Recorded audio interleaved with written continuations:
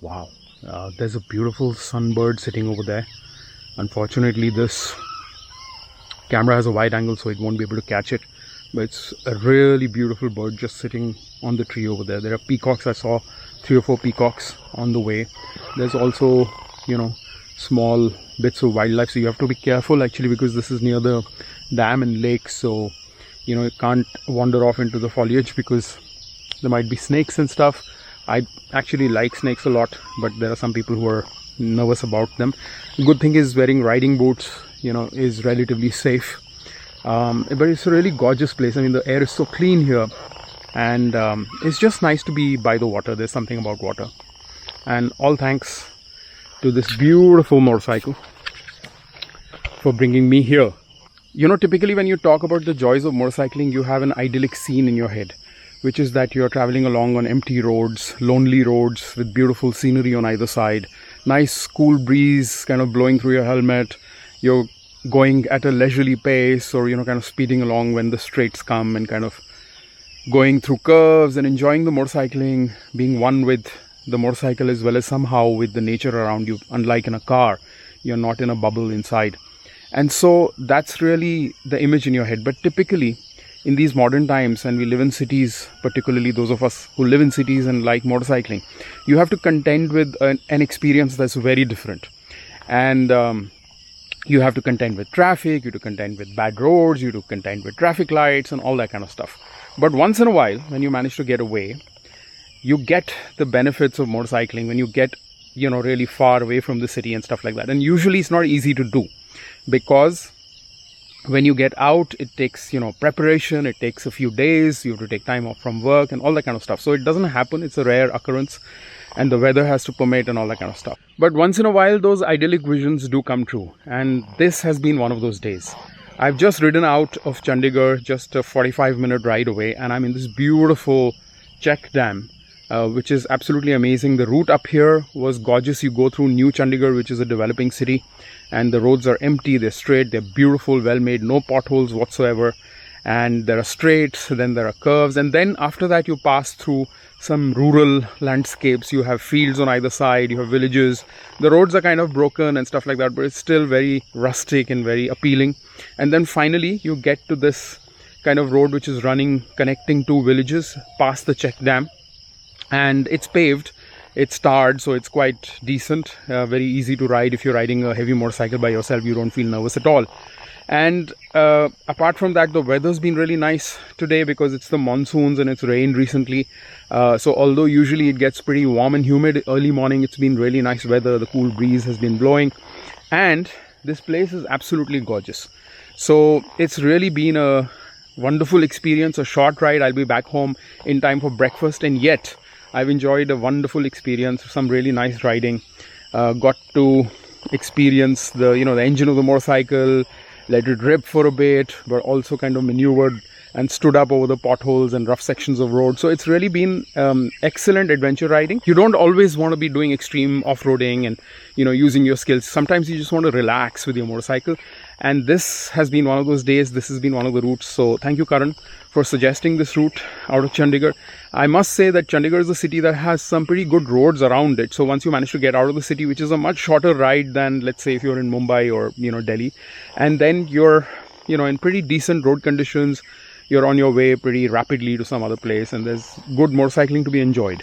But coming up here in the middle of this lap of nature really is really fantastic, because there's peacocks everywhere, they're calling out, there's trees, it's kind of really gorgeous. There's a nice breeze, slow breeze, gentle breeze blowing, and this is the reason we motorcycle. So in summary, this has been one of those rewarding days, and it's reminded me why we go motorcycling in the first place: to relax, to unwind, to enjoy a connection with nature and oneself, to enjoy a connection with the world around you, and to enjoy that childhood joy of being on two wheels and zipping around. So this is why motorcycling is so resonant with so many people, and today's been one of those days. Just grateful for it, and making a resolve to kind of find ways and means of doing this more often, even in my home city, which is Mumbai. because I know there are lots of beautiful places in Mumbai. And one tip I must give everybody is this whole thing starts with rising really early, because I woke up at about 4:15 today, and that gives you the time to kind of prep, get into the state of mind, get in a relaxed state onto the motorcycle, because you're going to beat the traffic, have a coffee before you get out and prepare yourself, and then kind of go out for a nice ride. So if you do that, you'll find yourselves enjoying motorcycling a little more. The Africa Twin, what can I say? I mean, every time I use it, it just amazes me. I think one of the things that I love about this motorcycle is how versatile it truly is, really. Apart from the fact that it's a bit heavy, and if you learn how to ride it well, I think you can get over that that concern, because it's really about your skills. I wouldn't recommend this motorcycle to a newcomer, somebody who's just started, a newbie, somebody who's just started riding.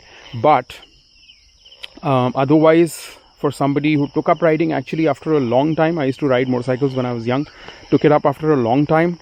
I started riding a Versus 650, and after that, I don't know if you can spot it, but there's a bumblebee that just hovered over my helmet and went away. But anyway, so for somebody like me, I rode a Versus 650 and just graduated to this bike immediately. It makes things seem easy because it's a DCT automatic geared motorcycle with a 21-inch wheel.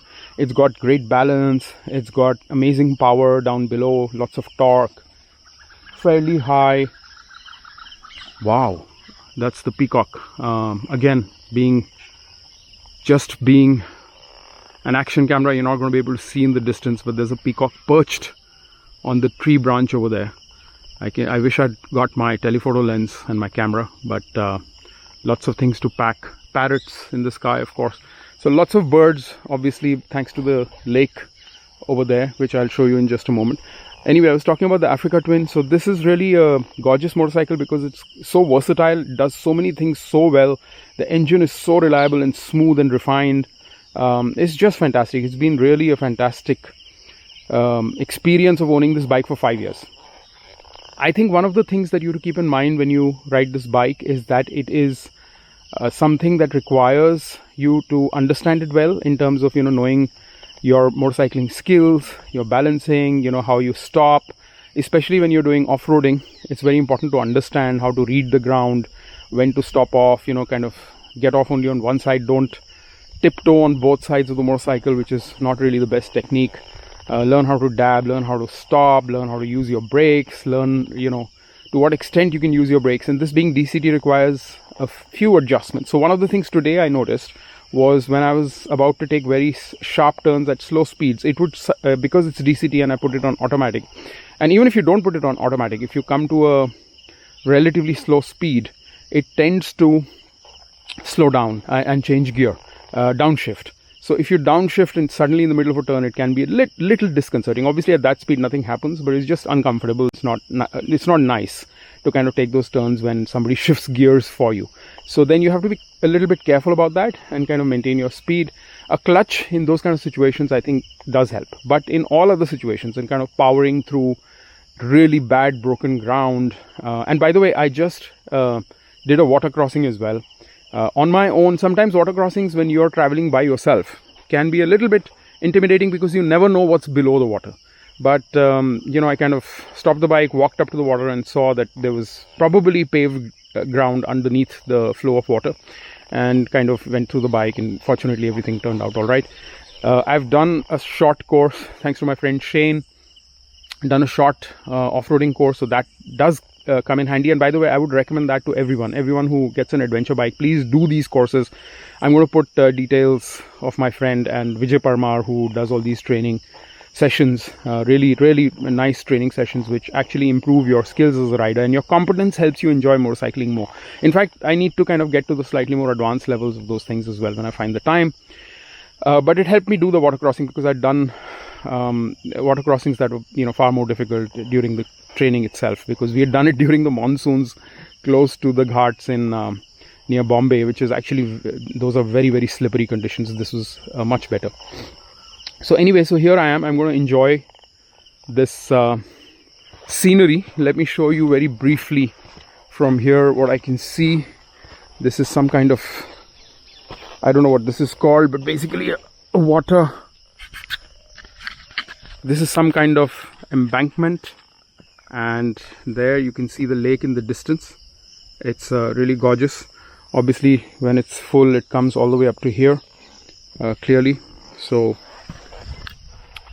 I'm going to enjoy this silence for a bit and then head back to breakfast in just 40-45 minutes back home. That's the best part. And this bike here standing with my Shoei helmet, which I absolutely love, by the way. It's really a gorgeous helmet. I really love the comfort. Again, thanks Shane for the suggestion. I used to wear an Arai before, which was also really good, but Shoei is also, I've discovered, both are Japanese brands, and I've discovered they're really amazing. I've already explained what gear I use on the motorcycle, and I think it's very useful, particularly when you're getting out really early morning. Those Denali lights really work wonders, and those panniers just in case I want to shop, buy something. So that's it, signing off. I'm going to be chilling here for a bit, just enjoy this scenery. The sun's coming out now, and then head back in a bit back home. See you.